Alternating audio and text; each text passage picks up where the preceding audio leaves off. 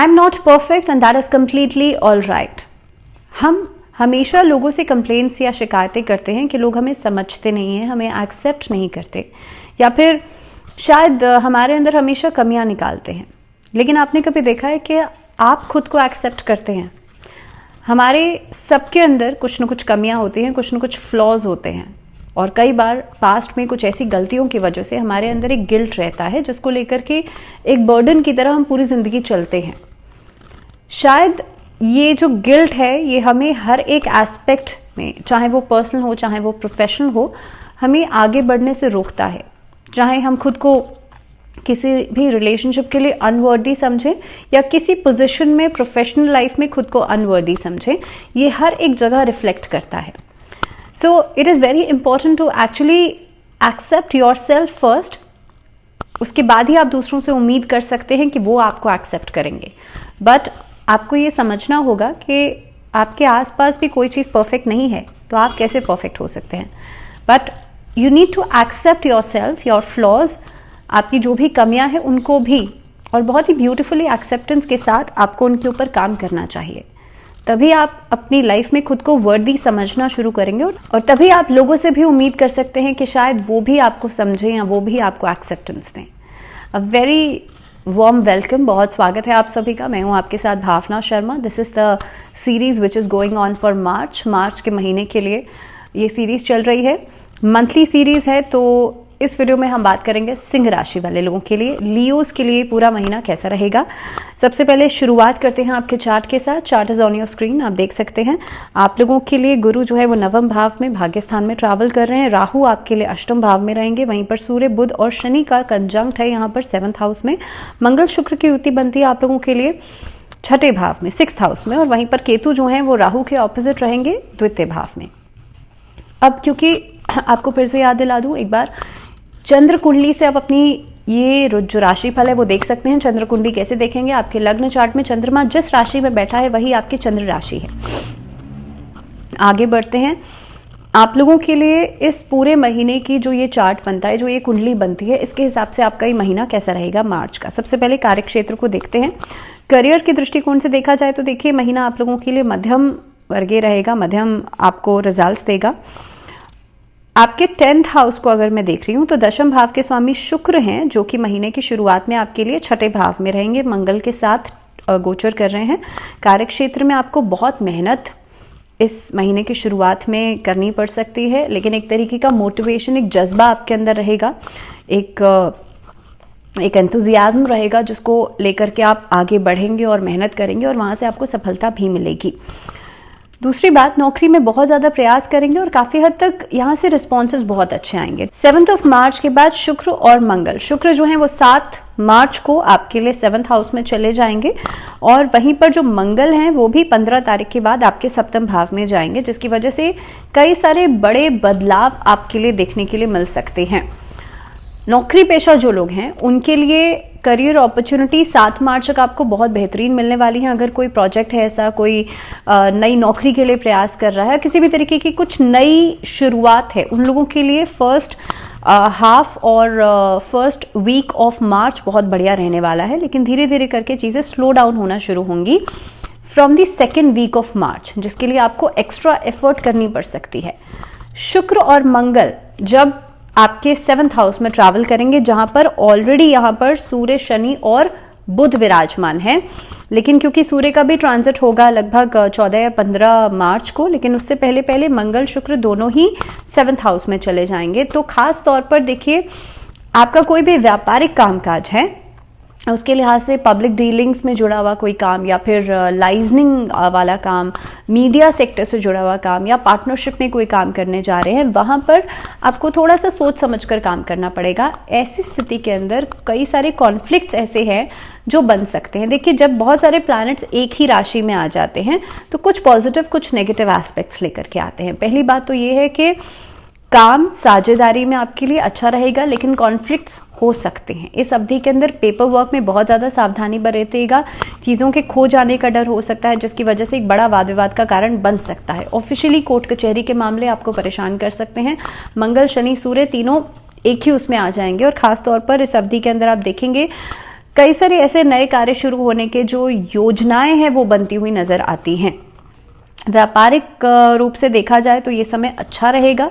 Second half of this month आप लोगों के लिए बेहतर रहेगा, खासतौर पे एग्जीक्यूशन के लिए। आपने जो प्लानिंग की है उसको एग्जीक्यूट अगर आपको करना है तो second week of March would be great for you. इसके अलावा अगर मैं आर्थिक स्थिति के लिहाज से बात करूं तो आपको मिश्रित परिणाम मिलने वाले हैं। महीने की शुरुआत देखिए मंगल और शुक्र छठे भाव में, राहु अष्टम भाव में बैठ करके आपके खर्चों को जरूर बढ़ाएंगे। इस अवधि में लग्जरियस चीजों के ऊपर खर्चा हो सकता है। और आर्थिक स्थिति के रूप से अगर देखा जाए, क्योंकि केतु जो है वो सेकंड भाव में है, धन भाव भी है, यहां पर पैसे को इकट्ठा करने में समस्याएं बिल्कुल आ सकती हैं। धन संचय का भाव भी माना जाता है, तो कहीं ना कहीं पे पैसा इकट्ठा करना या खासतौर पे इन्वेस्टमेंट प्लान्स के ऊपर कई सारी कंफ्यूजन या कई सारी फेरबदल कर सकते हैं। बार बार किसी चीज़ को लेकर के आपका दिमाग कंफ्यूजन में रहेगा, जिसकी वजह से जो आप सोच रहे हैं उसको पूरा नहीं कर पाएंगे। तो इस तरह की परिस्थितियां जो है वो बनती हुई नजर आएंगी।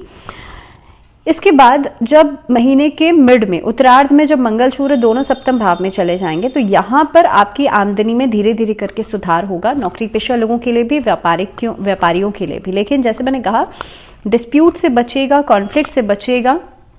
कोई बड़ा निवेश अगर करने जा रहे हैं उसके लिहाज से भी सेकेंड हाफ अच्छा रहेगा। But on the other hand, आपको अगर साझेदारी में कोई इन्वेस्टमेंट करने जा रहे हैं तो पेपर वर्क में मजबूती जरूर रखेगा।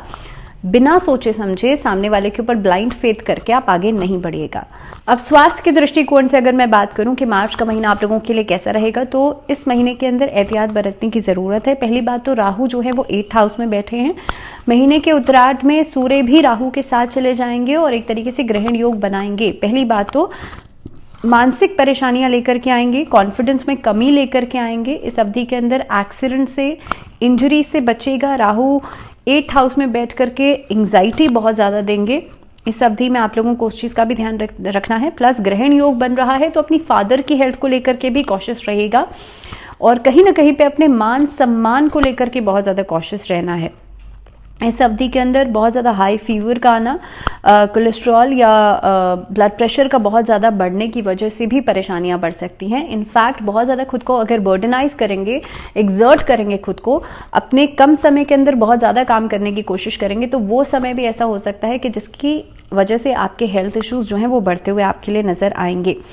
इस अवधि के अंदर जितना हो सकता है अपनी दिनचर्या को बेहतर बनाने के लिए टाइम मैनेजमेंट जरूर कीजिएगा, अपने समय को निर्धारित जरूर कीजिएगा और कुछ समय बैठ करके योग और व्यायाम जरूर कीजिएगा या फिर आप लोग मेडिटेशन जरूर कीजिएगा। ये आपके लिए बहुत इंपॉर्टेंट है। रिलेशनशिप्स की बात कर लेते हैं। दाम्पत्य जीवन के लिहाज से देखिए इस महीने की शुरुआत में ही, क्योंकि सूर्य, बुध और शनि जो है महीने की शुरुआत में सप्तम भाव में रहेंगे, मंगल शुक्र छठे भाव में है, राहु अष्टम भाव में है और कहीं ना कहीं पे यहाँ पे देखिए अष्टम भाव में होने की वजह से ये जो स्थिति बनती है ये तनाव का कारण लेकर के आएगी। दूसरी बात, महीने के उत्तरार्ध तक आप देखेंगे क्योंकि कई सारे प्लैनेट सप्तम भाव में ही आ जाएंगे, कॉन्फ्लिक्ट वाली सिचुएशन बनती है, वाद विवाद वाली सिचुएशन बनती है। शुक्र सप्तम भाव में आएंगे तो रिलेशनशिप्स में रोमांटिसाइज तो आप करेंगे रिलेशनशिप को, लेकिन उसके बावजूद भी छोटी छोटी बातों पर कहासुनी बढ़ सकती है। छोटी छोटी बातों पर ईगोइस्टिक प्रॉब्लम्स जो हैं वो बढ़ती हुई नजर आती हैं, क्लैशेस बढ़ते हुए नजर आते हैं। सो बी श्योर कि आप अपने मुंह से ऐसी कोई बात नहीं कहें अपने पार्टनर्स को जिससे कि आपकी बातें बढ़ जाएं। इनफैक्ट कोर्ट कचहरी में अगर मामले जाते हैं तो ये भी यहाँ पर आप चीज़ों को एग्जैजरेट कर सकते हैं। तो कहीं ना कहीं पे छोटी छोटी बातों से बड़ा तनाव उठता हुआ नजर आता है। इस अवधि में कोशिश ये कीजिएगा, क्योंकि जुपिटर नवम भाव में बैठे हैं तो काफ़ी हद तक आपकी अगर मैरिज है तो उस पर आज सच बहुत छोटी से छोटी बातों के ऊपर कॉन्फ्लिक्ट बढ़ेगा तो सही, लेकिन ऐसा नहीं है कि रिश्ता टूटने की नौबत पड़े। अब आपको करना सिर्फ इतना है कि इस अवधि के अंदर माँ लक्ष्मी और भगवान विष्णु की संयुक्त रूप से पूजा जरूर कीजिएगा और खास तौर पर भगवान विष्णु को हल्दी की गांठ का जोड़ा आप अर्पित जरूर कीजिएगा। बात करते हैं पारिवारिक दृष्टिकोण से महीना कैसा रहेगा, तो देखिए केतु द्वितीय भाव में बैठे हैं और इस अवधि के अंदर जब मंगल जो है 15 मार्च के बाद सप्तम भाव में आ जाएंगे तो आपके द्वितीय भाव को देखेंगे और ये भाव जो है वो कुटुंब का भाव भी है। आपसी रिश्तों में टकराव या कहासुनी हो सकती है, छोटी छोटी बातों पे कॉन्फ्लिक्ट्स हो सकते हैं, भाई बहनों के बीच में रिश्तों में कॉन्फ्लिक्ट्स नजर आते हैं। इसके अलावा चतुर्थ भाव के स्वामी मंगल जो हैं आपके लिए महीने की शुरुआत में, क्योंकि छठे भाव में बैठे हैं, कहीं ना कहीं पे आप देखेंगे संपत्ति को लेकर के कोई बड़ा वाद विवाद जन्म ले सकता है। लेकिन जब 7th हाउस में ट्रैवल कर जाएंगे तो यहाँ से बैठ करके द्वितीय भाव को देखेंगे तो अशांति जो है वो कंटिन्यू होती हुई नजर आती है, जो ये परेशानियां हैं वो कंटिन्यूटी में नजर आ रही हैं, तो आपको थोड़ा सा ज़्यादा सतर्क रहने की ज़रूरत है। इस अवधि में कई सारी ऐसी चुनौतियां आपके सामने आ सकती हैं। जितना हो सकता है भगवान शिव की आराधना ज़रूर करें और शिव परिवार की पूजा अपने घर में ज़रूर करें। ऐसा करने से भी जो प्रॉब्लम्स हैं वो सबसाइड होंगी। चांदी का एक स्क्वायर शेप में टुकड़ा, ठोस टुकड़ा होना चाहिए, वो आप कितना भी छोटा हो सकता है बट ठोस होना चाहिए, उसको आप अपने वाटर टैंक में ज़रूर डाल दीजिए, जिसका सेवन, जहाँ से सेवन सभी लोग करते हैं या जो घर में आरओज होते हैं उसमें आप डाल दीजिए, सो दैट लोगों के अंदर मन में शांति रहेगी और कहीं ना कहीं पे जो कॉन्फ्लिक्ट्स हैं वो सबसाइड होंगे। एजुकेशन के लिहाज से देखा जाए तो ये महीना काफ़ी कुछ नए चैलेंजेस लेकर के आ रहा है स्टूडेंट्स के लिए। कॉम्पिटिटिव एग्जाम्स की जो बच्चे तैयारी कर रहे हैं उन लोगों के लिए थोड़ा सा हार्डवर्क, थोड़ी मेहनत ज़्यादा करनी पड़ेगी। डिस्ट्रैक्शन बहुत ज़्यादा रहेगी और हेल्थ इश्यूज परेशान कर सकते हैं। तो ये कुछ ऐसी एक्सटर्नल इम्पैक्ट है जो कि आपके ऊपर आता हुआ नजर आता है, जिसकी वजह से डिस्ट्रैक्ट भी हो सकते हैं और कहीं ना कहीं पे आपको मानसिक तनाव भी रहेगा। ओम का चांट जरूर करें और गायत्री मंत्र का चांट जरूर करें, ये दोनों ही चीजें आपकी प्रॉब्लम्स को खत्म करेंगी। इस महीने के अंदर रविवार के दिन सूर्य को अर्घ जरूर दीजिएगा और आदित्य हृदय स्तोत्र का पाठ जरूर कीजिएगा। इसी के साथ इस वीडियो में फिलहाल इतना ही। मुझे दीजिए इजाजत। नमस्कार।